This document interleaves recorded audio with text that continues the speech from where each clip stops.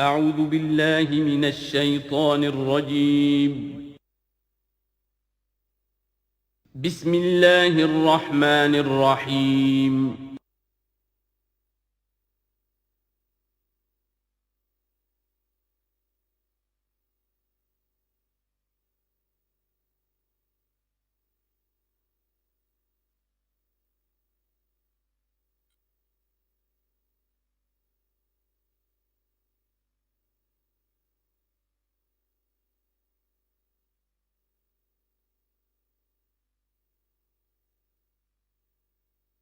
والصلاة والسلام على عباده الذين اصطفى خصوصا على أفضلهم وخاتم النبيين محمد الأمين وعلى آله وصحبه أجمعين. أما بعد فأعوذ بالله من الشيطان الرجيم. بسم الله الرحمن الرحيم. الحمد لله رب العالمين الرحمن الرحيم مالك يوم الدين إياك نعبد وإياك نستعين اهدنا الصراط المستقيم صراط الذين أنعمت عليهم غير المغضوب عليهم ولا الضالين آمين. رب اشرح لي صدري ويسر لي امري واحلل عقدة من لساني يفقهوا قولي. اللهم ربنا الهمنا رشدنا واعذنا من شرور انفسنا. اللهم ارنا الحق حقا وارزقنا اتباعه وارنا الباطل باطلا وارزقنا اجتنابه. اللهم ربنا يسر لنا امورنا كلها واتمم لنا بالخير وتقبل منا فإنك خير المتقبلين. آمین یا رب العالمین. ابھی میں نے سورہ فاتحہ کی تلاوت کی اور آپ نے سماعت فرمائی. یہ سورہ مبارکہ مصحف کے اعتبار سے تو پہلی صورت ہے ہی، سب کو معلوم ہے، لیکن یہ بھی نوٹ کر لیجئے کہ یہ نزول کے اعتبار سے بھی سب سے پہلی مکمل صورت جو حضور پر نازل ہوئی وہ یہی ہے. اس سے قبل متفرق آیات نازل ہوئیں، 5 آیتیں سورہ علق کے آغاز میں، کچھ آیتیں سورہ قلم یا سورہ نون کے آغاز میں، کچھ آیتیں سورہ مزمل کی ابتدا کی، کچھ آیتیں سورہ مدثر کے آغاز کی. 5ویں وحی تقریباً اس پر اجماع ہے کہ یہ سورۃ الفاتحہ کی ہے اور یہ مکمل سورت ہے جو حضور پر نازل ہوئی. سورۃ الفاتحہ کے معنی ہوئے افتتاحی سورت. فتح یفتح کے معنی ہے کھولنا، مفتاح کنجی کو کہتے ہیں، چابی کو. تو یہ اوپننگ سورہ آف دی قرآن، قرآن حکیم کی افتتاحی صورت. ویسے جیسا کہ میں تعارف قرآن کے ضمن میں عرض کر چکا ہوں، عربوں کا یہ مزاج تھا کہ جس چیز سے انہیں خصوصی محبت ہوتی تھی اس کے بہت سے نام رکھتے تھے. اس کے بھی بہت سے نام ہیں. سورۃ الفاتحہ سب سے عام ہے، لیکن الکافیہ، الشافیہ، ام القرآن، اساس القرآن، کم سے کم یہ 4 نام تو میں سمجھتا ہوں کہ ہر مسلمان کو مزید معلوم ہونے چاہیے، اور بھی بہت سے نام. اس سورہ مبارکہ کی بالاتفاق و بالاجماع 7 آیتیں ہیں، اگرچہ ان کی ترتیب میں کچھ اختلاف ہے. ایک رائے یہ ہے، اور یہ رائے امام شافعی کی بھی ہے اور بصرہ کے جو قراء تھے ان کی بھی ہے، کہ آیت بسم اللہ بھی سورہ فاتحہ میں شامل ہے، اس کا جز ہے. وہ اس کو شامل کر کے پھر 7 آیتیں بناتے ہیں. تو آخری جنہیں ہم 2 آیتیں سمجھتے ہیں، صراط الذین انعمت علیہم غیر المغضوب علیہم ولا الضالین، وہ ان کے نزدیک ایک آیت ہے. تو گویا کہ نتیجہ یہ نکلا کہ آیتوں کی تعداد 7 ہی رہتی ہے. امام ابو حنیفہ رحمۃ اللہ علیہ کا موقف اور کوفے کے جو قراء تھے ان کا بھی موقف یہ ہے کہ آیت بسم اللہ نہ سورہ فاتحہ کا جز ہے نہ کسی اور سورت کا جز ہے، سوائے ایک مقام پر جہاں حضرت سلیمان علیہ السلام کا خط جو ہے نقل ہوا ہے، جو انہوں نے ملکہ سبا کو لکھا تھا انہو من سلیمان و انہو بسم اللہ الرحمن الرحیم. تو قرآن کے متن میں صرف اسی جگہ پر یہ آیت شامل سمجھتے ہیں، باقی یہ صرف علامت کے طور پر کہ یہاں سے ایک نئی سورت شروع ہو رہی ہے درج کی گئی ہے. اس سورہ مبارکہ کو الصلاح قرار دیا گیا ایک حدیث میں. اس کا جو اسلوب ہے وہ دعا کا ہے، اور دعا کے ساتھ اس کی جو مناسبت ہے، اور پھر اسی کی وجہ سے ہماری نماز کا یہ جزو لا ینفک بنا دیا گیا. بلکہ ایک حدیث جو میں آپ کو سناؤں گا اس میں اسی کو نماز قرار دیا گیا، الصلاح یہی ہے. ویسے وہ حدیث مبارک موجود ہے، من لم یقرأ بفاتحۃ الکتاب لا صلاۃ لمن لم یقرأ بفاتحۃ الکتاب. جو شخص سورہ فاتحہ کی تلاوت نہیں کرتا اس کی کوئی نماز نہیں. اس کے حوالے سے بھی ہمارے ہاں دو مسلک ہیں، ذکر صرف اس لیے کر رہا ہوں کہ آپ کے علم میں ہو، ان میں کوئی بنیادی فرق نہیں ہے. کسی بھی ایک رائے کا انسان قائل اور حامل ہو سکتا ہے بغیر اس کے کہ دوسرے کو بالکل غلط قرار دے، بلکہ یہ کہ اس کے لیے بھی گنجائش اپنے ذہن میں اور اپنے دل میں رکھے. اور دوسری رائے یہ ہے کہ اس کا حصہ نہیں ہے. اسی اعتبار سے یہ کہ یہ سورہ مبارکہ نماز میں پڑھی جانی ضروری ہے، لا صلاۃ لمن لم یقرأ بفاتحۃ الکتاب.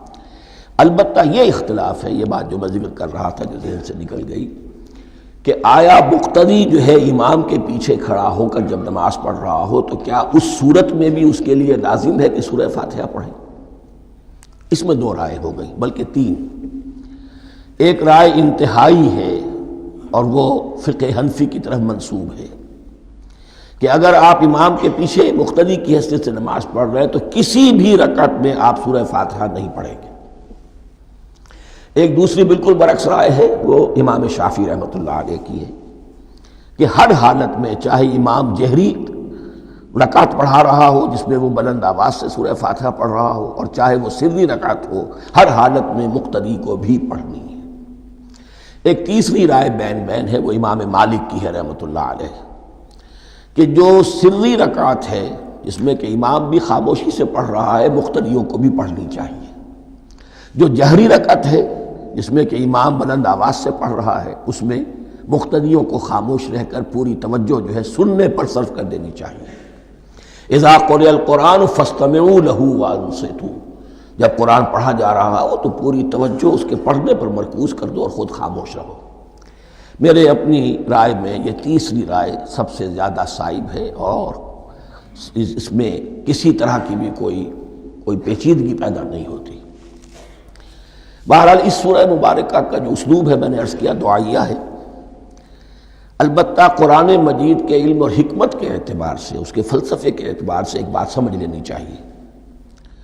قرآن کا فلسفہ یہ ہے کہ بنیادی ہدایت ہر انسان کے دل میں موجود ہے بالقوہ، پوٹینشلی. یہ جو قرآن مجید یا اللہ کی کتابیں نازل ہوتی ہیں یہ انہیں ایکٹیویٹ کرتی ہیں، وہ اندر کی جو ڈورمنٹ کانشسنس ہے، خابیدہ شعور جو ہے اسے بیدار کر کے، اور پھر یہ کہ اسے اجاگر کرتی ہیں. ہر سلیم الفطرت انسان اور سلیم العقل انسان، دو سلامتی شرط ہیں. سلیم الفطرت، نیچر پرورٹڈ نہ ہو، فطرت مسخ نہ ہو گئی ہو، عقل سلیم ہو. ان دونوں چیزوں کا نتیجہ یہ نکلتا ہے کہ وہ انسان از خود بغیر کسی وحی کی رہنمائی کے، بغیر کسی نبی کی تعلیم کے سے استفادہ کیے ہوئے از خود بھی کچھ حقائق تک پہنچ جاتا ہے. اور وہ حقائق کیا ہیں؟ نمبر ایک یہ کہ اس کائنات کا ایک خالق ہے اور وہ ایک ہے، اور وہ تمام صفات کمال سے متصف ہے. نمبر دو یہ کہ انسان کی زندگی صرف یہ زندگی نہیں ہے بلکہ ایک اور زندگی ہے کہ جس میں اس زندگی کے اعمال کے نتائج برآمد ہوں گے.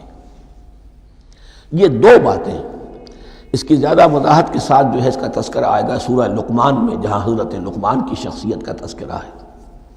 لیکن یہاں صرف یہ بات سمجھ لیجئے کہ قرآن کا فلسفہ یہ ہے کہ ہر انسان میں، ہر فرد نوع بشر میں جو اپنی ولادت کے وقت مسلم ہوتا ہے. حضور کی حدیث ہے کل مولود یولد علی الفطرہ ابواہ یحودانہ او ینصرانہ او یمجسانہ. ہر بچہ نوع انسانی کا فطرت اسلام پر پیدا ہوتا ہے. وہ فطرت کے اندر وہ ہدایت ودیت ہے۔ اب اگر وہ فطرت بس نہیں ہوئی اور عقل جو ہے وہ صحیح رخ پر کام کر رہی ہے تو ان دو حقائق تک وہ انسان خود پہنچ جائے گا۔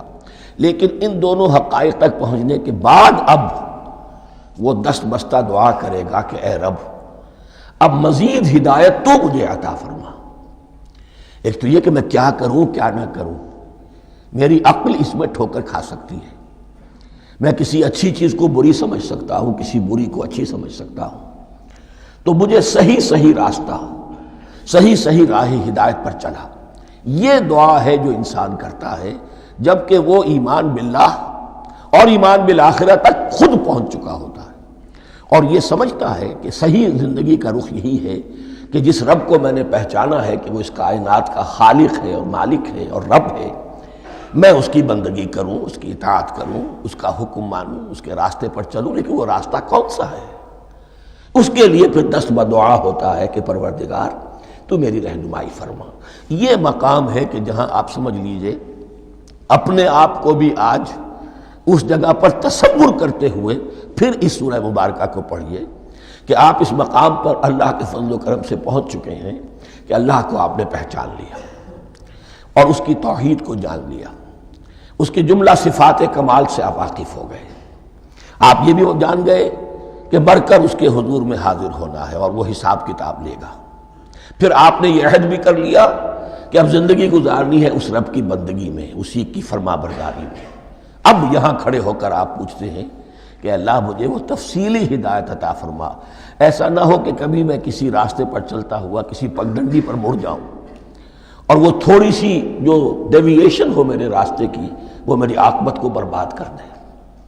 یک لحظہ غافل گشتم و صد سال راہم دور شد، اس لیے کہ ہوتا یہی ہے سیدھے راستے سے ذرا سی کوئی پگڈنڈی جو ہے تھوڑے سے اینگل پر نکلی ہے، لیکن جب چلتے جائیں گے آپ تو جتنے آگے بڑھیں گے اس پر، اس راہ صراط مستقیم سے آپ اتنے ہی زیادہ دور ہوتے چلے جائیں گے۔ یہ ہے قرآن مجید کی حکمت اور فلسفے کے اعتبار سے اس سورہ مبارکہ کا مقام۔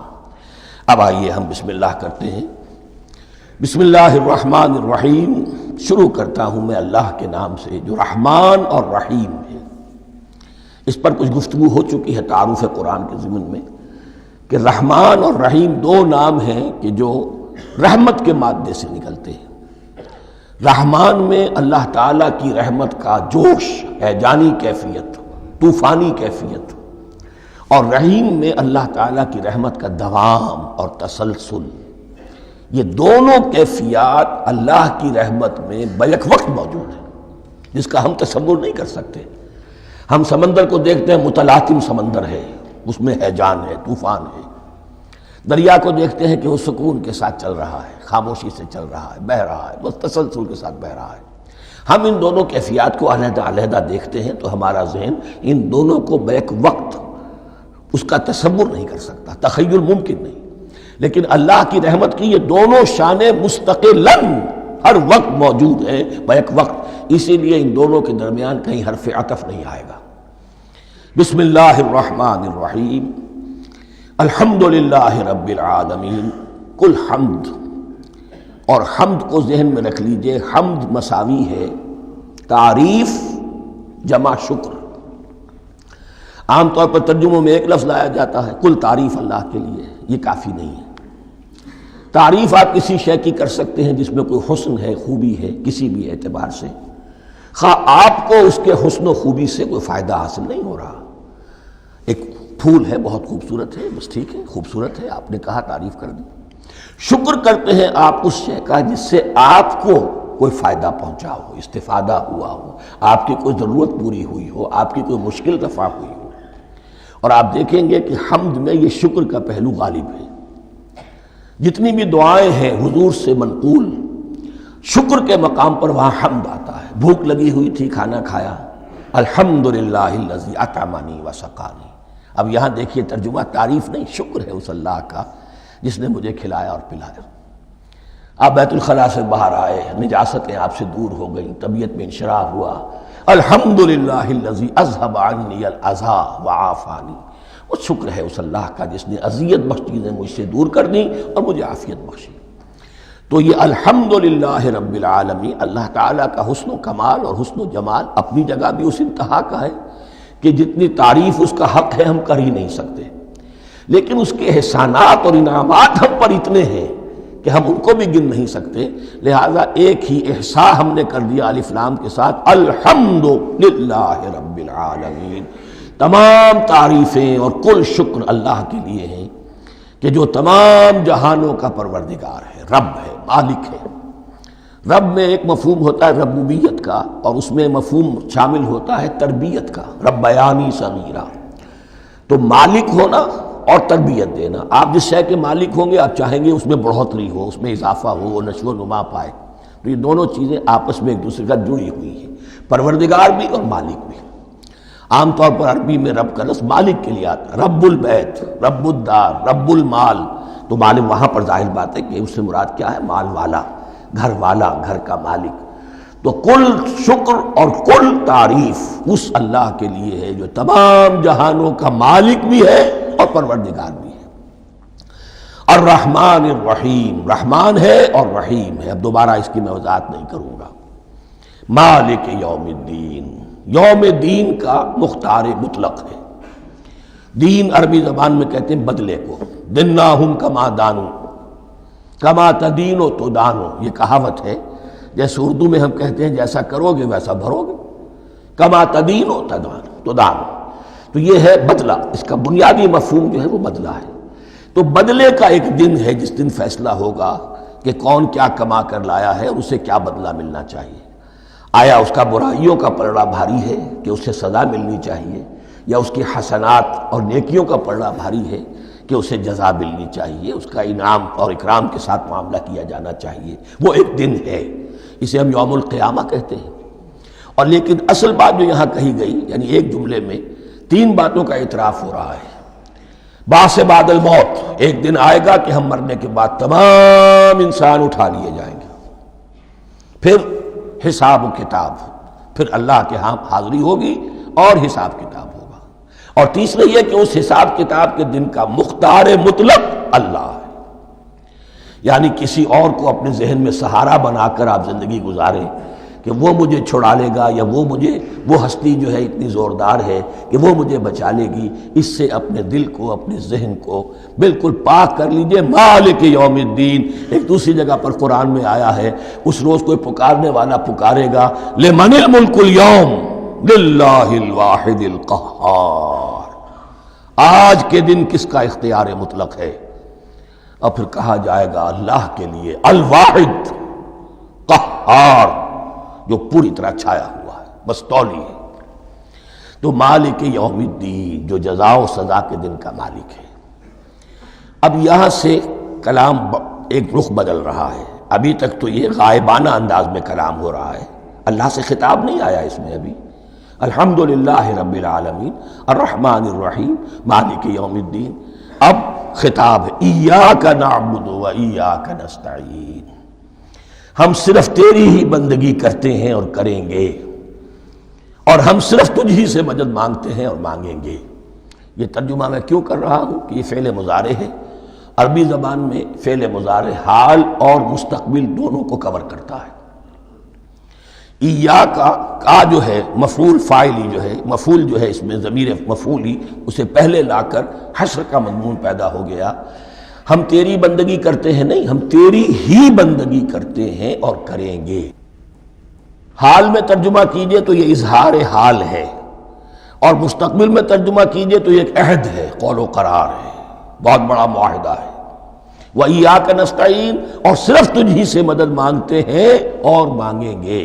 اس میں بھی حال کا ترجمہ اظہار حال، اللہ کرے کہ واقعی ہمارا حال وہی ہو، جب ہم یہ الفاظ کہتے ہیں تو واقعتاً ہم اس پر پورے اتر رہے ہوں کہ اسی کی بندگی کر رہے ہوں اور اسی سے ساری استعانت اور استمداد کر رہے ہیں۔ جہاں تک مستقبل کا تعلق ہے وہ پھر ایک عہد ہے، اہدنا الصراط المستقیم، یہ مقام وہ آ گیا کہ یہاں تک تو اے پروردگار ہم پہنچ گئے، تیرے فضل سے، تیرے کرم سے، فطرت سلیمہ بھی تیری عطا کردہ تھی، عقل سلیم بھی تیری ودیعت کردہ تھی، ان دونوں کی روشنی سے ہم یہاں تک تو پہنچ گئے۔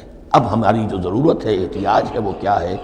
اہدنا الصراط المستقیم، ہدایت بخش ہمیں سیدھے راستے کی۔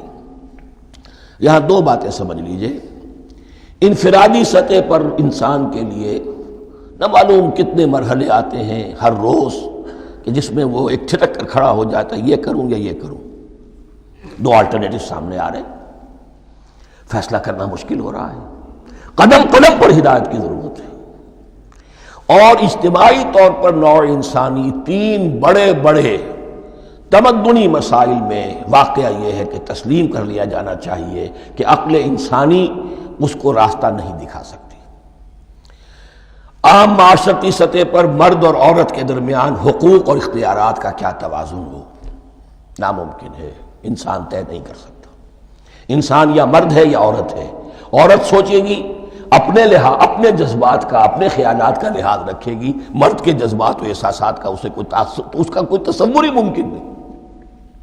مرد سوچے گا اسے اپنے احساسات معلوم ہے، لیکن یہ کہ عورت کے احساسات سے وہ نابلد ہے، ان کو محسوس کر ہی نہیں سکتا، لا محالہ وہ اپنے بارے میں وہ جو بھی نظام بنائے گا اس میں وہ اپنی بالادستی رکھے گا۔ وہ تو ایک ہی ہستی ہو سکتی ہے کہ جو دونوں کی خالق ہے، مرد کی بھی عورت کی بھی، اور اس کو دونوں سے محبت ہے، دونوں کا خیر خواہ ہے، دونوں کا رب ہے، دونوں کو پروان چڑھانا چاہتا ہے۔ اسی طرح فرد اور معاشرہ یا ریاست، حکومت اور ریاست ہمیشہ یہ چاہتی ہے کہ سارے اختیارات ہمارے ہاتھ میں آ جائیں، ٹوٹلیٹیرین سوسائٹی ہو، بس ہم حکم دیں اور لوگ اس پر چلیں۔ افراد یہ چاہتے نہیں، ہمیں آزادی ہونی چاہیے۔ اب آپ دیکھیے کہ دنیا میں کتنے جھگڑے چلتے ہیں اسی پر، فریڈم فریڈم فریڈم۔ وہ فریڈم واقعتاً اپنی جگہ پر ایک شے ہے، افراد کی آزادی ہونی چاہیے، لیکن افراد کی آزادی اتنی نہ ہو جائے کہ وہ مادر پدر آزاد ہو جائے، کوئی قانون، کوئی قاعدہ، کوئی اخلاقی، کوئی حدود اور قیود جو ہے ان کا پابند نہ رہے۔ تو اب کہاں ہے وہ نقطہ اعتدال کہ جس میں انسان کے انفرادی آزادی، انفرادی اختیار اور ادھر اجتماعی مصلحتیں جو ہیں ان کو بیلنس کیا جا سکے؟ انسان طے نہیں کر سکتا، صرف اللہ ہی اس کے لیے نظام دے سکتا ہے۔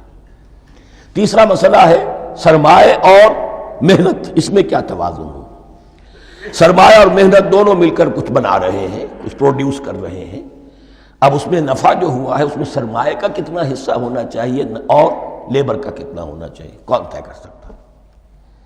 اس کے لیے بھی کہ ایسا نہ ہو کہ سرمایہ داری جو ہے آکاش بیل بن کر پورے معاشرے پر چھا جائے، اور غریب بیچارہ، مزدور بیچارہ، کاشتکار بیچارہ وہ گویا کہ چکی کے دو پارٹوں میں پس کر رہ جائے، اس کی کوئی حیثیت نہ رہ جائے۔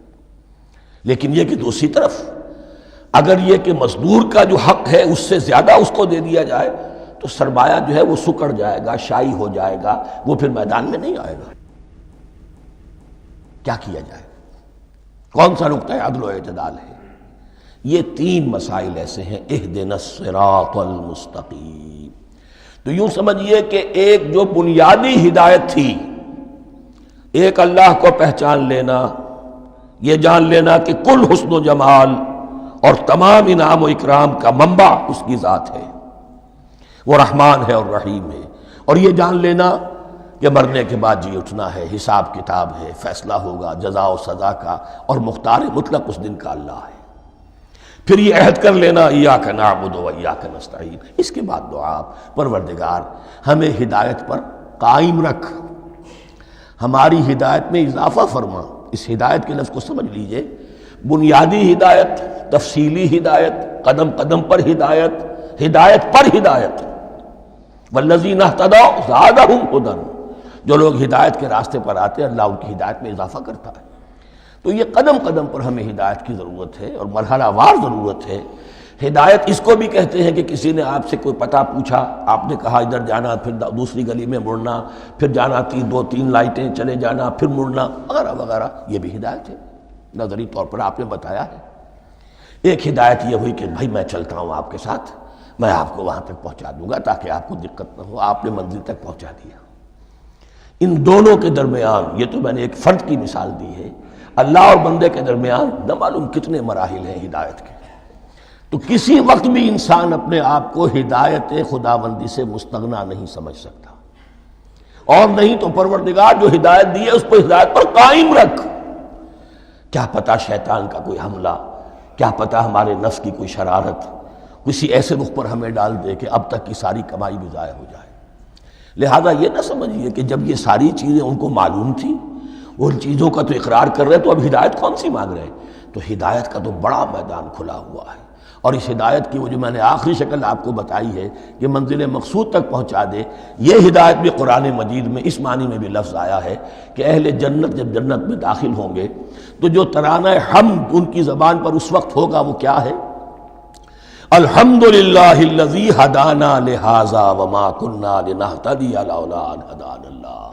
کل شکر اللہ کا جس نے ہمیں یہاں تک پہنچا دیا، ہدایت دی یہاں تک پہنچا دیا، اور ہم ہرگز نہ پہنچ پاتے، ہم ہرگز ہدایت یافتہ نہ ہو سکتے اگر اللہ ہی ہمیں ہدایت نہ دیتا۔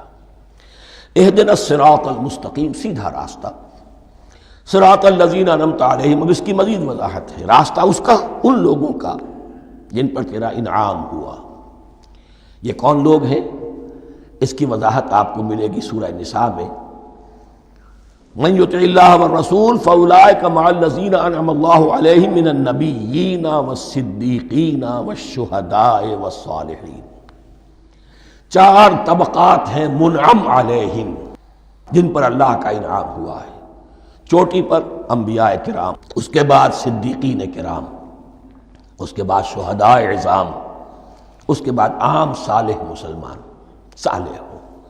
یہ بیس لائن ہے، اس سے اوپر کا درجہ شہداء کا ہے، اس سے اوپر کا درجہ صدیقین کا ہے، اور پھر اس سے اوپر کا درجہ انبیاء کا ہے۔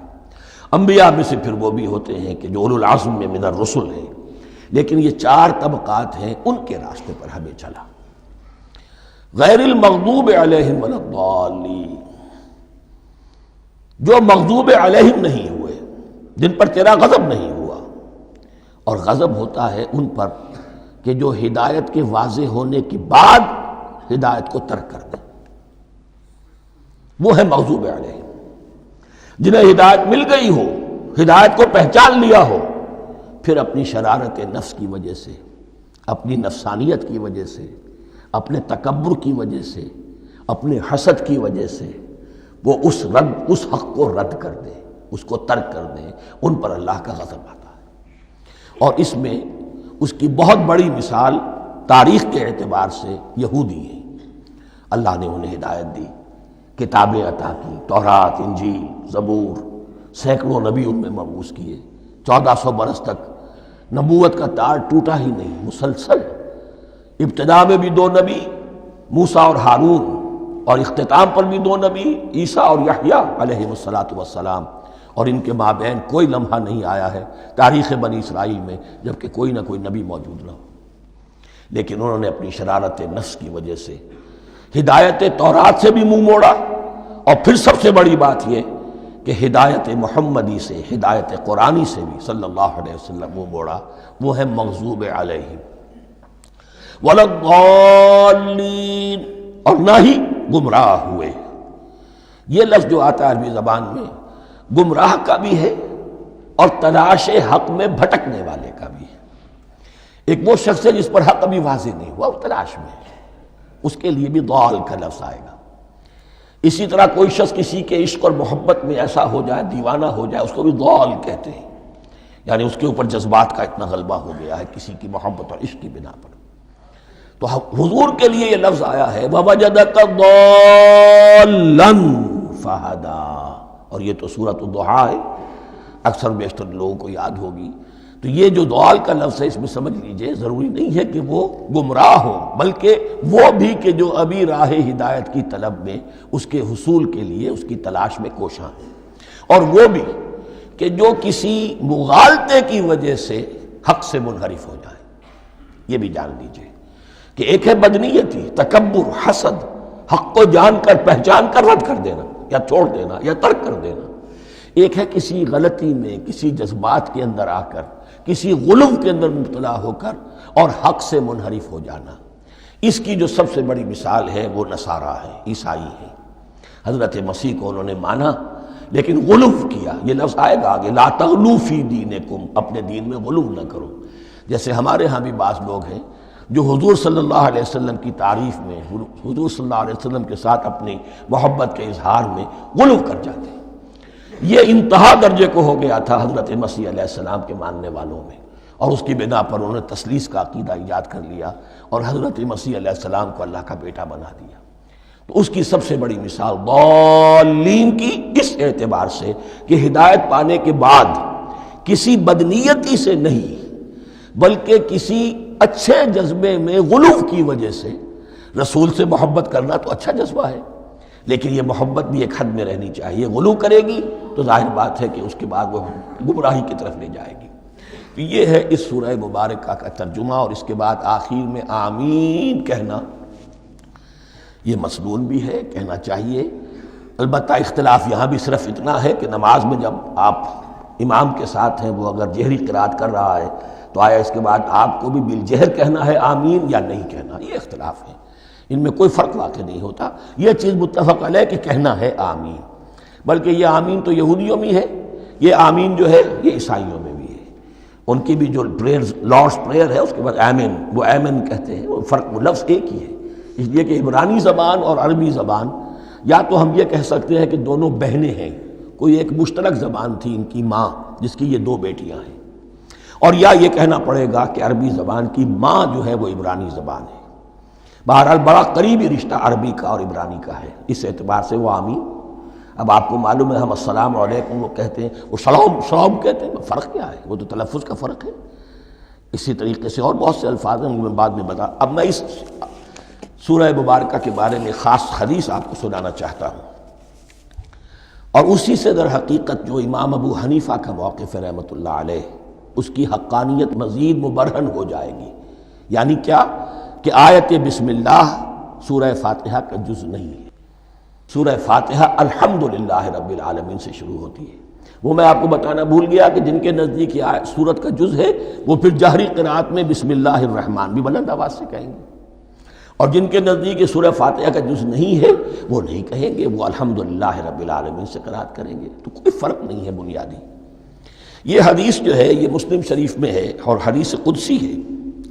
اس کے راوی حضرت ابو ہریرہ ہیں رضی اللہ تعالی عنہ، اور اس حدیث نے اس سورت کے مضامین کا نہایت عمدہ تجزیہ کر دیا ہے۔ حدیث کے الفاظ سن لیجئے، قسمت الصلاۃ بینی و بین عبدی نصفین۔ اللہ تعالیٰ فرما رہے ہیں، حدیث قدسی ہے، میں نے نماز کو، صلاۃ کو اپنے اور اپنے بندے کے درمیان آدھا آدھا تقسیم کر لیا۔ فنصفها لی ونصفها لعبدی، اس کا نصف جو ہے وہ میرے لیے ہے اور نصف جو ہے وہ میرے بندے کے لیے ہے۔ وَلِعَبْدِي مَا سَأَلَ، اور جو میرے بندے نے مانگا میں اسے دوں گا، میرا وعدہ ہے یا میں نے اسے دیا۔ اس کے بعد اس کی تفصیل آتی ہے، اذا قال العبد، جب بندہ کہتا ہے الحمدللہ رب العالمین، قال اللہ حمدنی عبدی، جب بندہ کہتا ہے الحمدللہ رب العالمین، اللہ فرماتا ہے میرے بندے نے میری حمد کی۔ وَإِذَا قَالَ الرَّحْمَنِ الرَّحِيمِ قَالَ اللَّهُ اثْنَى عَلَيَّ عَبْدِي، جب بندہ کہتا ہے الرحمن الرحیم، اللہ فرماتا ہے میرے بندے نے میری ثنا کی۔ وَإِذَا قَالَ مَالِكِ يَوْمِ الدِّينِ قَالَ اللَّهُ تَعَالَى مَجَّدَنِي عَبْدِي، میرے بندے نے میری تمجید بیان کی، میری بزرگی بیان کی۔ اب یہ تین آیتیں ہو گئیں، تینوں میں اللہ کی حمد ہے، ثنا ہے، تمجید ہے۔ یہ تین آیتیں خالص اللہ کے لیے ہو گئیں۔ اب چوتھی آیت آئی، ایاک نعبد و ایاک نستعین۔ اس کے بارے میں جب بندہ کہتا ہے اذا قال العبد ایاک نعبد و ایاک نستعین، قال اللہ تعالی ھذا ما بینی و بین عبدی ولعبدی ما سأل، یہ میرے اور میرے بندے کے درمیان ہے۔ یہ تو یوں سمجھیے کہ یہ گرہ لگ گئی ہے میرے اور میرے بندے کے مابین۔ اس نے مجھ سے قول و قرار کیا ہے، اس نے میری بندگی کا اعتراف کیا ہے، اس نے تسلیم کیا ہے کہ میری ہی بندگی کرتا ہے اور کرے گا، اور مجھ سے مدد چاہیے ہے۔ ھذا ما بینی و بین عبدی، یہ معاہدہ ہے، معاہدہ دو فریقوں کے مابین ہوتا، یہ میرے اور میرے بندے کے مابین ہے۔ والے عبدی ما سأل، اور میں نے اپنے بندے کو دیا جو اس نے مانگا، وہ میری مدد چاہتا ہے، میری مدد اس کے شامل حال رہے گی۔ فَإِذَا قَالَ، اور جب بندہ کہتا ہے اهْدِنَا الصِّرَاطَ الْمُسْتَقِيمَ صِرَاطَ الَّذِينَ أَنْعَمْتَ عَلَيْهِمْ غَيْرِ الْمَغْضُوبِ عَلَيْهِمْ وَلَا الضَّالِّينَ قال اللہ تعالی هَذَا لِعَبْدِي وَلِعَبْدِي مَا سَأَلَ، یہ تین آیتیں یہ میرے بندے کے لیے ہیں۔ اهْدِنَا الصِّرَاطَ الْمُسْتَقِيمَ، اسی صراط مستقیم کی وضاحت ہے مثبت، صراط الذین انعمت علیہم، اسی صراط المستقیم کی وضاحت ہے منفی انداز میں، غیر المغضوب علیہم ولا الضالین۔ یہ سب میرے بندے کے لیے ہے اور میں نے اپنے بندے کو دیا جو اس نے مانگا۔ اس کو میں نے ایک مرتبہ یہ ترازو کی شکل میں اس کو لکھوایا تھا۔ دیکھیے یہ ایاک نعبد و ایاک نستعین، یہ ہے وہ ترازی کی وہ ڈنڈی، واو جو ہے ایاک نعبد و ایاک نستعین، واو جو ہے گویا کہ وہ مٹھ ہے جس سے کہ ترازو کو پکڑا جاتا ہے۔ ادھر ایک پلڑا ہے جس کی تین آیتیں ہیں، الحمدللہ رب العالمین الرحمن الرحیم مالک یوم الدین۔ اس کا نتیجہ کیا نکلا؟ ایاک نعبد۔ آپ نے شاید یہ سنا بھی ہو، ایک بہت ہی عمدہ قرات کا جو ریکارڈ ہے قاری عبدالباسط عبدالصمد کا، وہ یہیں سے چل کر سورہ فاتحہ کی قرات کر کے ایاک نعبد پر آ کر رکتا ہے۔ الحمدللہ رب العالمین الرحمن الرحیم مالک یوم الدین ایاک نعبد۔ گویا کہ یہاں یہ صورت بالکل ہاف ہو گئی ہے۔ تین آیتوں میں اللہ کی حمد ہے، ثنا ہے، تمجید ہے، جس کا نتیجہ ہم تیری ہی بندگی کرتے ہیں، تیری ہی اطاعت کریں گے۔ لیکن اب اس کے بعد سوال ایاک نستعین، اسی کی جو استعانت کیا درکار ہے ہمیں؟ ہدایت۔ ہدایت سب سے بڑی استعانت ہے، ہدایت ہی تو سب سے بڑی مدد ہے۔ اهدنا الصراط المستقیم صراط الذین انعمت علیہم غیر المغضوب علیہم ولا الضالین، یہ ایاک نستعین کے حق کے ساتھ یہ تین آیتیں آ گئیں، اهدنا الصراط المستقیم صراط الذین انعمت علیہم غیر المغضوب علیہم ولا الضالین۔ قسمت الصلاة بینی و بین عبدی نصفین فنصفها لی ونصفها لعبدی وَلِعَبْدِي مَا سَأَلَ۔ اللہ تعالیٰ اس سورہ فاتحہ کا جو اصل مفہوم ہے وہ بھی ہمارے ذہنوں پر، ہمارے شعور کی سطح پر اسے اجاگر کیے رکھے، ہمیں توفیق دے کہ جب بھی پڑھیں، جب بھی سنیں تو وہ کیفیت اگر ہو جائے۔ اس لیے کہ ایک حدیث ہے کہ الصلاۃ معراج المومنین، نماز تو اہل ایمان کے حق میں معراج کے درجے میں ہے۔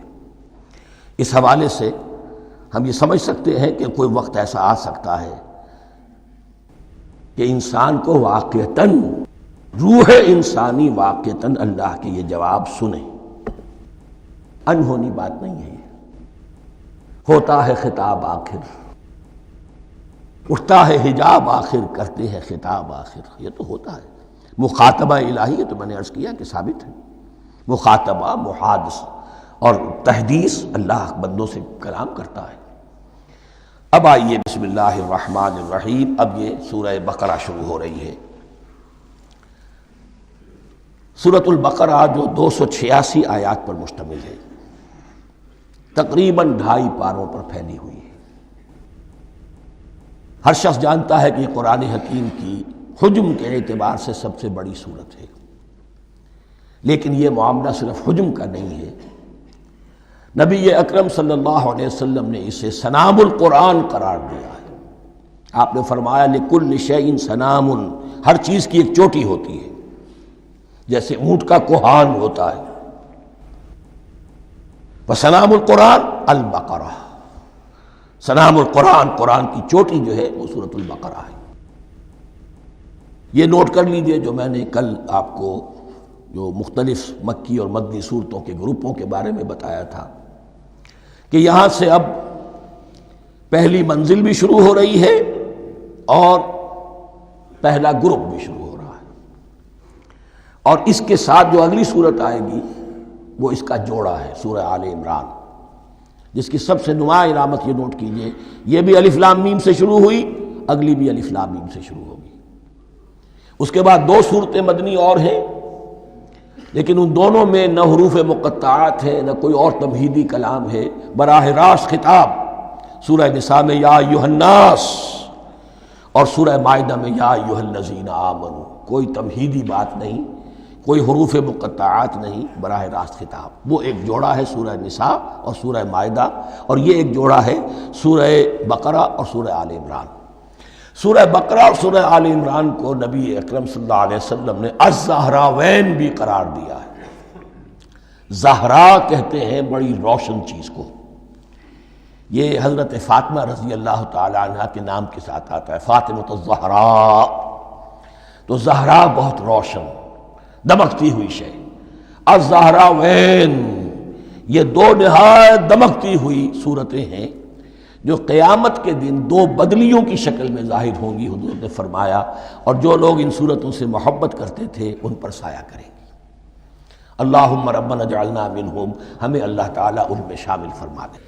اس سورہ مبارکہ کو دو حصوں میں تقسیم سمجھیے۔ ویسے تو یہ کہ رکوع آئیں گے، پارے بھی بدلیں گے اس میں، لیکن حصے دو ہیں۔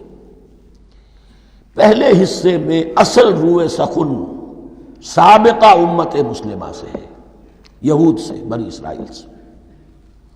دوسرے حصے میں اصل خطاب موجودہ امت مسلمہ سے ہے، امت محمد سے صلی اللہ علیہ وسلم۔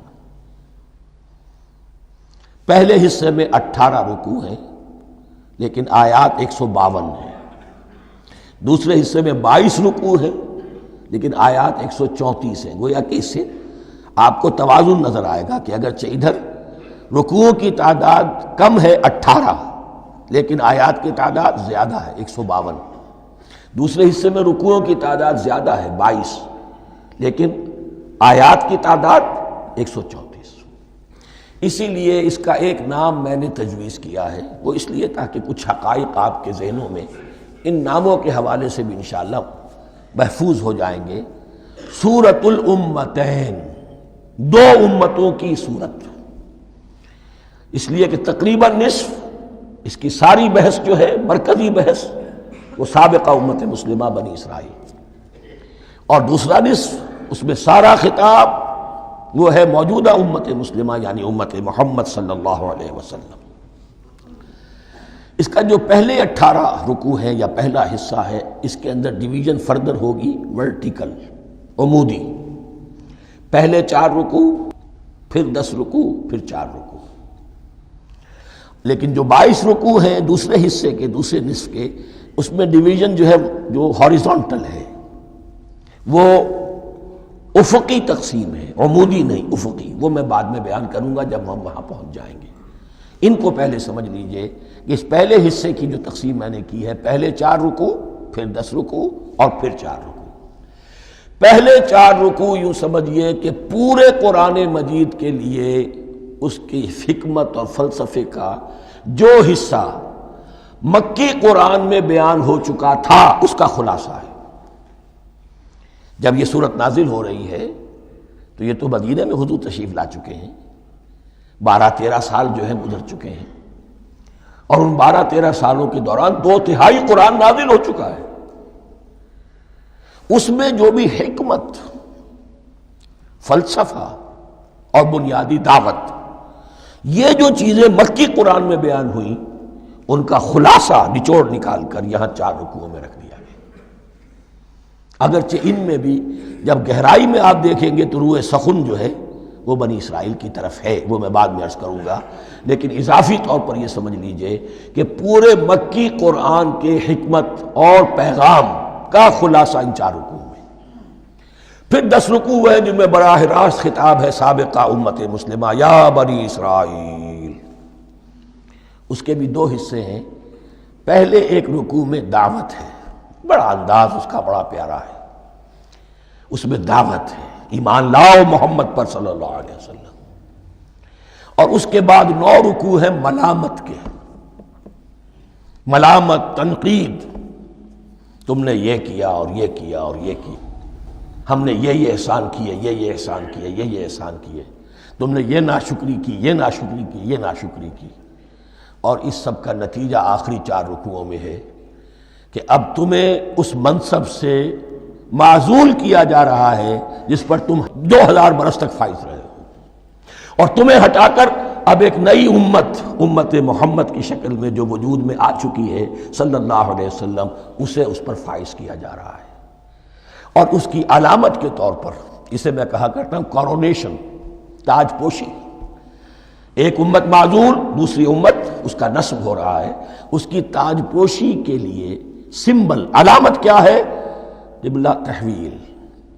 وہ قبلہ یروشلم سابقہ امت کا قبلہ اب ادھر رخ نہیں ہوگا، اب اہل توحید کا قبلہ یہ مکے کی طرف ہوگا، بیت اللہ کی طرف ہوگا.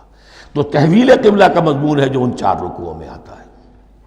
تو یہ میں نے تھوڑی سی تمہید جو ہے آپ کے سامنے رکھ دی ہے. اب بسم اللہ کیجئے. بسم اللہ الرحمن الرحیم. الف لام میم.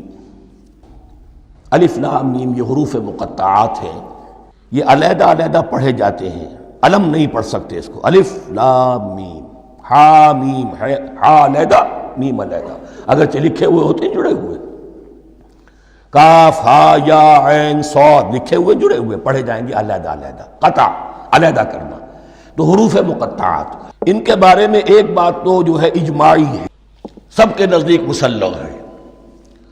ان کا کوئی حتمی مفہوم اور ان کے حتمی معنی کسی کو معلوم نہیں سوائے اللہ اور اس کے رسول کے. اس معنی میں یوں بھی کہا گیا یہ کوڈ ورڈز ہیں، جیسے کہ کوئی میسیجز جو ہیں ادھر ادھر بھیجے جاتے ہیں، سیکرٹ میسیجز، تو کچھ کوڈ ورڈز ہوتے ہیں جس سے سمجھ میں آتا ہے کہ یہ بات واقعتاً صحیح سورس سے آ رہی ہے، واللہ عالم. لیکن اس کا کوئی مفہوم اور اس کے معنی جو ہیں وہ اتفاق اس پر ہے، اگرچہ بعض حضرات نے کچھ اپنی سی کوشش کی ہے، کچھ مفہوم جو ہے بنانے کی، وہ اپنی جگہ پر ہے. لیکن یہ کہ کسی حضرت عبداللہ ابن عباس رضی اللہ تعالی عنہما نے بعض ایسی کوششیں کی ہیں، لیکن ان کی رائے کو بھی ان کی ذاتی رائے سمجھا گیا ہے، امت نے اسے قبول نہیں کیا. اجماع اور کنسنسس اسی پر ہے کہ اس کے معنی اور مفہوم کسی کو معلوم نہیں سوائے اللہ اور اس کے رسول کے. البتہ بعض چیزیں ایسی ہیں کہ وہ اگر نوٹ کر لی جائیں تو شاید آئندہ ہے اس میں کچھ راز کھلنے کے امکانات پیدا ہو جائیں. دیکھیے عربی زبان کے جو الفابیٹس ہیں ان کی تعداد 29 ہے یا 28 ہے، میں بتا چکا ہوں. الف اور حمزہ کو ایک سمجھے تو 28 ورنہ 29. پہلی بات یہ نوٹ کیجئے قرآن حکیم کی 114 صورتوں میں سے 29 صورتوں میں ان کے شروع میں یہ حروف مقطعات آئے ہیں. دوسری بات یہ کہ اس میں 28 کا نصف کیجئے تو 14 استعمال ہوئے، 14 نہیں استعمال ہوئے، بالکل آدھی تعداد استعمال ہوئی ہے. تیسرے یہ کہ جو شروع اور آخر اور درمیان 3 حصوں میں تقسیم کر دیجئے آپ، 9 9 9 پلواڑی 27، ایک طرف 10 رہ جائیں گی. پہلے حصے میں سے بہت کم حروف لیے گئے، بہت کم. آخری حصے کے تقریباً تمام حروف ہیں تقریباً. درمیانی حصہ وہ ہے کہ جس میں آپ نے دیکھا ہے کہ عربی میں جوڑوں کی شکل میں ہے، صاد ضاد، فرق کیا ہے نقطے کا، سین شین فرق کیا ہے نقطوں کا، را زا فرق کیا ہے نقطے کا. تو جو بھی نقطے والا لفظ ہے وہ نہیں لیا گیا، اور جو بغیر نقطے کے غیر منقوط ہے وہ لیا گیا. پھر اس میں 3 صورتیں ہیں جن میں ایک ایک حرف آیا ہے، سورہ قاف، سورہ نون، سورہ صاد. پھر صورتیں ہیں جن میں 2 2 آئی ہیں، جن میں 3 3 آئے ہیں، پھر 4 4 آئے ہیں. 2 ہی صورتیں ہیں جن میں 4 4 ہیں، اور 2 ہی صورتیں جن میں 5 5 ہیں. تو یہ ہے صرف یوں سمجھیے کہ اعداد و شمار. اس کے حوالے سے کچھ آدمی غور کرے تو شاید کوئی بات نکلے. باقی وہ مثال میں آپ کو بتا دیتا ہوں کہ حضرت عبداللہ ابن عباس نے ایک رائے ظاہر کی کہ الف لام میم در حقیقت ایک جملے کا خلاصہ ہے. انا اللہ اعلم، پہلا لفظ انا اس کا الف لے لیا، درمیانی لفظ اللہ اس کا درمیانی لام لے لیا، تیسرا لفظ اعلم یہ آخری لفظ ہے، آخری حرف میم لے لیا. انا اللہ اعلم، میں اللہ جانتا ہوں، واللہ اعلم، واقعتاً اللہ ہی جانتا ہے. یہ حضرت عبداللہ ابن عباس کی رائے ہے، لیکن اگرچہ انہیں حبر الامت مانا گیا ہے، لیکن یہ کہ ان کی اس رائے کو بھی اکثر و بیشتر مفسرین نے قبول نہیں کیا. اب جو پہلے 2 رکوع ہیں اس سورہ بقرہ کے، ان کے بارے میں تعویل عام اور تعویل خاص کا ایک بڑا بنیادی فرق ہے جو نوٹ کر لینا چاہیے. جس وقت یہ صورت نازل ہو رہی ہے، میں عرض کر چکا ہوں کہ 12 سال ہو چکے تھے حضور کو اپنا فریضہ نبوت و رسالت ادا کرتے ہوئے. ایک جماعت اچھی بھلی تیار ہو چکی تھی جنہوں نے حضور کی دعوت پر لبیک کہا، ایمان لائے اور آپ کی تعلیمات پر عمل کیا۔ وہ ایک گروہ موجود تھا، یہ ابو بکر ہے، یہ عمر ہے، یہ عثمان ہے، یہ طلحہ ہے، یہ زبیر ہے، یہ عبد الرحمن ابن عوف ہے، یہ مصعب بن عمیر ہے، دیکھ لو۔ اور ایک گروہ وہ تھا کہ جو حق کو جان کر پہچان کر محض اپنی ضد اور ہٹ درمی کی باعث وہ کفر پر اڑ گیا تھا۔ اور اب ایک تیسرا گروہ پیدا ہو رہا تھا مدینے میں آ کر، وہ ابھی ایمبریونک سٹیج میں ہے، کہ جو داعی ہے، مدعی ہے کہ ہم مانتے ہیں لیکن حقیقت میں نہیں مانتے۔ یہ تین قسم کے گروہ دنیا میں ہمیشہ پائے جائیں گے، ہمیشہ۔ اب میں اس کو لا رہا ہوں تعویل عام کی طرف۔ جب بھی کبھی کوئی دعوت اٹھے گی انقلابی، ایک ہوتا ہے واعظ و نصیحت، ٹھیک ہے، جس نے بھی فائدہ اٹھایا اٹھا لیا۔ ایک ہوتی ہے دعوت انقلابی، وہ انقلابی دعوت کا ہدف ہوتا ہے نظام کو بدلنا۔ نظام بدلتا ہے تو ظاہر بات ہے کہ جو لوگ اس نظام میں جن کے ویسٹڈ انٹرسٹ ہیں اور جن کو پریولیجز حاصل ہیں، جن کے مفادات ہیں، وہ تو لازماً اپنے نظام کا تحفظ کریں گے۔ ٹکراؤ ہوگا، تصادم ہوگا، تصادم میں جانی نقصان بھی ہوگا، مالی نقصان بھی ہوگا۔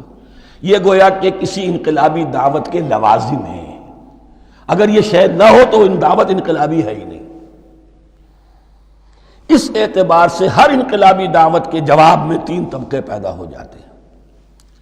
ایک وہ کہ جو اس دعوت کو قبول کرتے ہیں دیانت کے ساتھ، خلوص کے ساتھ، اخلاص کے ساتھ، اور پھر پوری جواں مردی کا ثبوت دیتے ہیں، ہر چہ بعد آباد، اب جو آئے سو آئے، جان دینی پڑے حاضر ہیں، مال دینا پڑے حاضر ہیں، کوئی تکلیف آئے، کوئی مشقت آئے، کوئی مصیبت آئے، کوئی قربانی کرے، حاضر۔ جب پکارا گیا واپس نہیں پھیرا کوئی فرمان جنوں کا، اور تنہا نہیں لوٹی کبھی آواز جرس کی۔ خیریت جاں راحت تن صحت داماں، سب بھول گئیں مصلحتیں اہل ہوس کی۔ ایک وہ لوگ ہوتے ہیں، ایک وہ لوگ ہوتے ہیں کہ جو اڑ جاتے ہیں ضد پر، ہٹ درمی پر، ماننے کے باوجود، جاننے کے باوجود کہ بات تو ٹھیک ہے جو کہہ رہے ہیں، کیسے مان لیں؟ ہماری سیادت، ہماری چودراہٹ، ہمارے مفادات، ہمارے یہ ساری چیزیں، ان سب کے اوپر زد پڑ رہی ہے۔ یہ لوگ اڑ جاتے ہیں، اور پھر کوئی دعوت، کوئی نصیحت، کوئی مزید افہام و تفہیم ان کے حق میں مفید نہیں ہوتی۔ اس لیے کہ صحیح بات ہے جو کہتے ہیں کہ سوتے کو تو جگایا جا سکتا ہے، جاگتے کو کیسے جگائیں؟ کوئی سویا ہوا ہے تو آپ اسے جگا دیں گے، جو جاگا ہوا ہے لیکن وہ بنا ہوا ہے، وہ اٹھنے کو تیار ہی نہیں ہے، تو آپ کیسے اٹھا دیں گے اس کو؟ تو جو لوگ جان بوجھ کر حق کو پہچان کر رد کر دیتے ہیں، پھر ان کے حق میں کوئی دعوت، کوئی نصیحت، کوئی تبلیغ، کوئی انذار، کوئی تبشیر مفید نہیں ہوتی۔ تیسرا درجہ ایسے لوگوں کا ہوتا ہے جو یا تو شروع میں آتے ہی شرارت کے ارادے سے ہیں، کوئی مصلحت ہے جس کی وجہ سے اس دعوت کو قبول کر لیا، کوئی ذاتی منفعت ہے جس کے لیے قبول کر لیا، یا یہ کہ شروع میں تو اخلاص کے ساتھ آتے ہیں لیکن جب قربانی دینے کا وقت آتا ہے تو ان کے اندر سیرت و کردار کی وہ مضبوطی نہیں ہوتی کہ ہر چہ بعد آباد، یہ نہیں ہوتی۔ وہ پھر ڈگمگاتے رہتے ہیں، کبھی کچھ چلے پھر کہیں ٹھٹک کر رہ گئے، پھر کہیں کچھ چلے پھر ٹھٹک کر رہ گئے۔ یہ تیسرا طبقہ ہے کہ جو کہتا ہے، دعوی مدعی ہے کہ ہم نے مانا ہے، قبول کیا ہے، بات ٹھیک ہے، کچھ تھوڑا بہت چلتے بھی ہیں، لیکن جہاں مشکل آئی ٹھٹک کر کھڑے ہو گئے، اوندھے منہ گر پڑے۔ یہ تیسرا طبقہ ہے۔ اس کے لیے لفظ ہمارے ہاں منافقین بھی ہے، لیکن اس رکوع میں آ کر، ابھی ان 4 رکوعوں میں نہیں بلکہ سورہ بقرہ میں مکمل میں بھی کہیں نفاق کا لفظ نہیں آیا ہے، اس لیے کہ اسے مرض سے تعبیر کیا گیا۔ یہ مرض ہے ایک، اور اس مرض کے ذریعے سے لوگوں کے اندر جو ہے وہ ایک نفاق کا بیج پڑ رہا ہے، جو ظاہر ہوگا تو منافقت پوری کی پوری کھل کر سامنے آ جائے گی۔ روگ ہے انسانی شخصیت کا، اس حوالے سے وہ تیسری، اور یہ چونکہ اہم ترین حصہ تھا، اور یہ مرض اب شروع ہو رہا تھا، مدینے میں، مکے میں نہیں تھا، لہذا زیادہ تفصیل سے اس کے بارے میں گفتگو ہوئی۔ اب ان 2 رکنوں کا سلسلے وار مطالعہ انشاءاللہ اس دوسری نشست میں کریں گے۔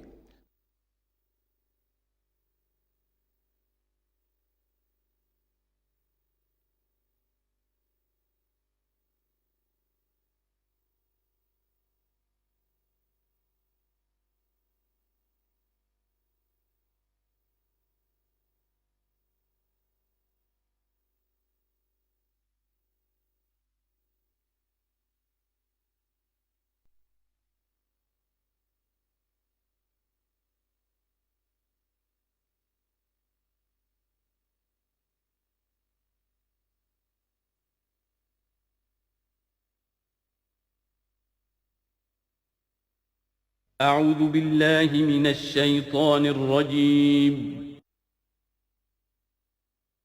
بسم الله الرحمن الرحيم.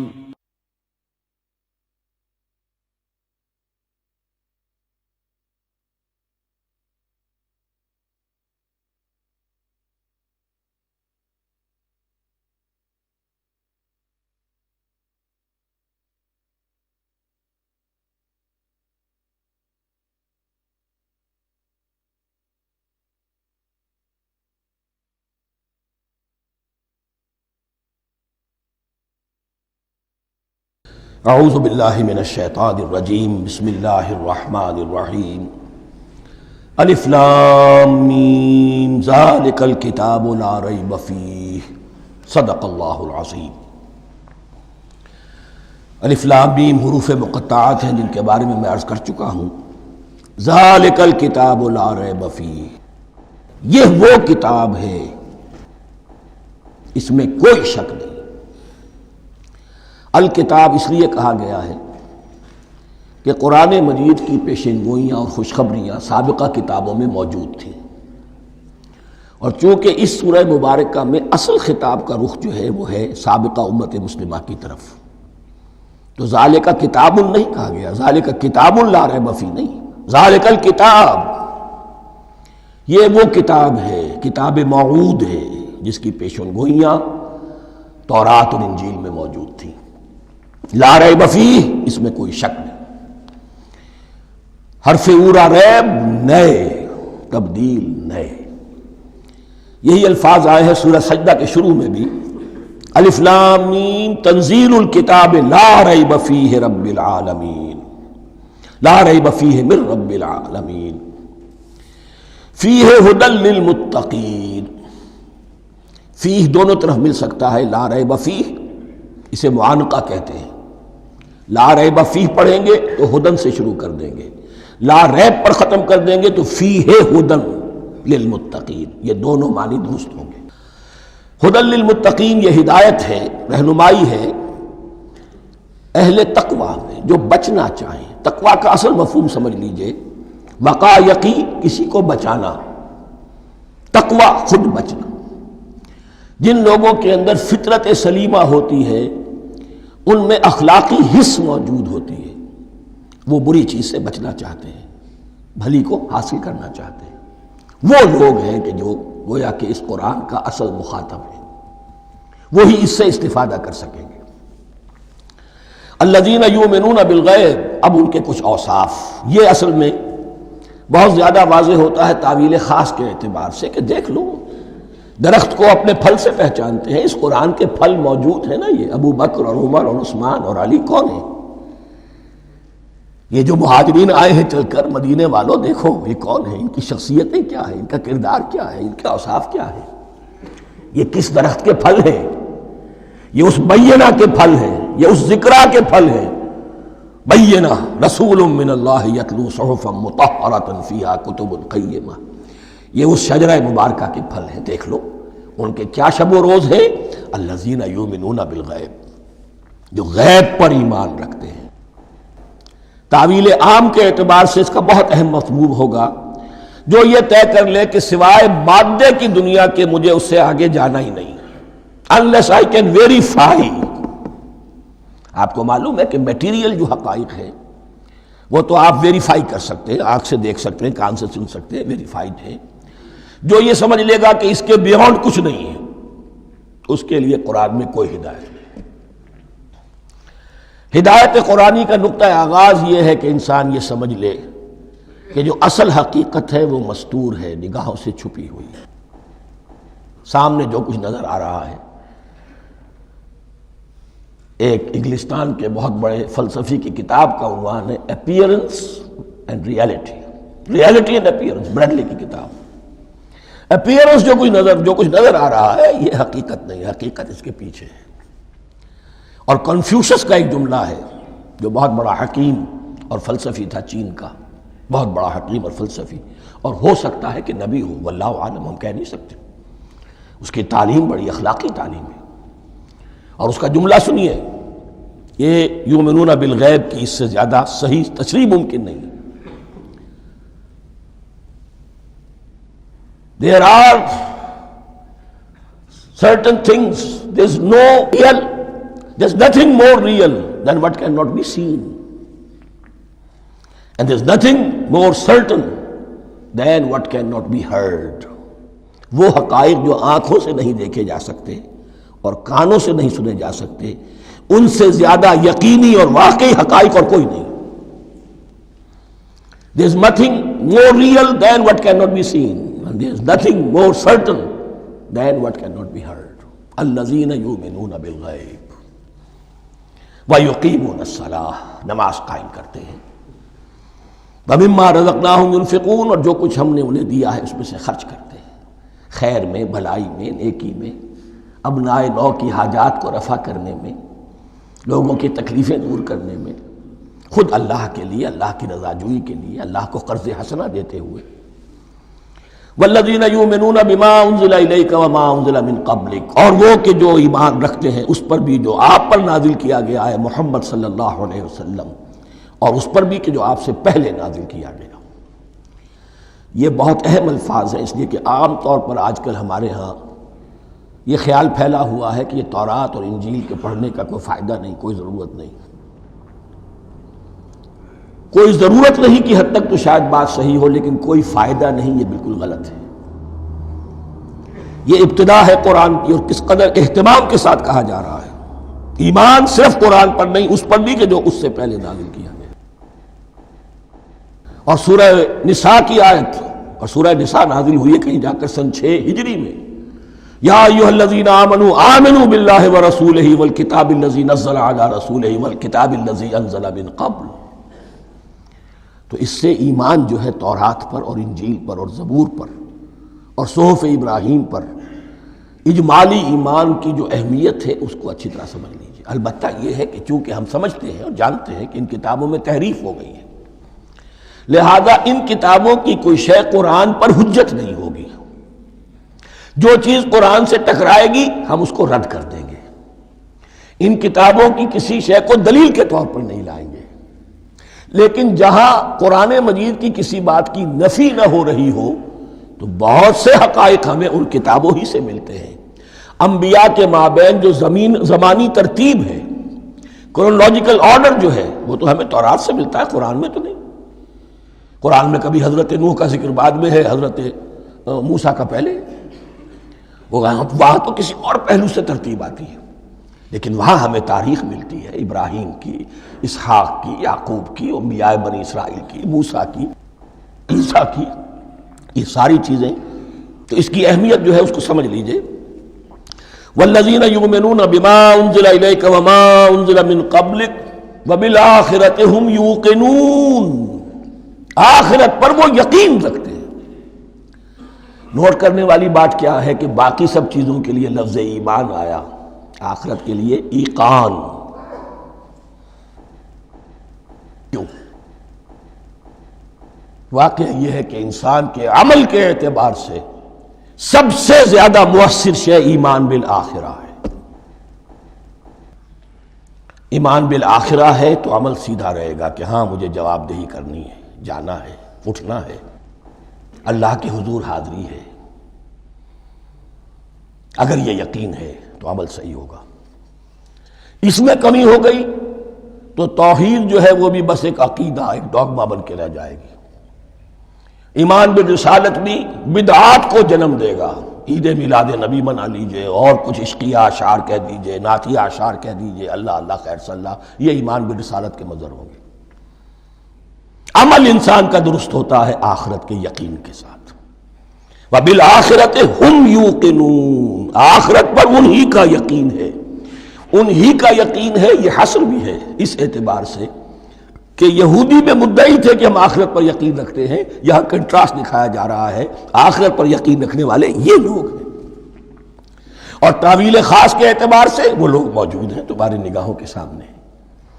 13 برس کی محنت کی کمائی محمد الرسول اللہ صلی اللہ علیہ وسلم کی، اس کتاب کی، یتلو علیہم آیاتہ ویزکیہم ویعلمہم الکتاب والحکمہ، اس کا جو نتیجہ ہے وہ تمہارے سامنے.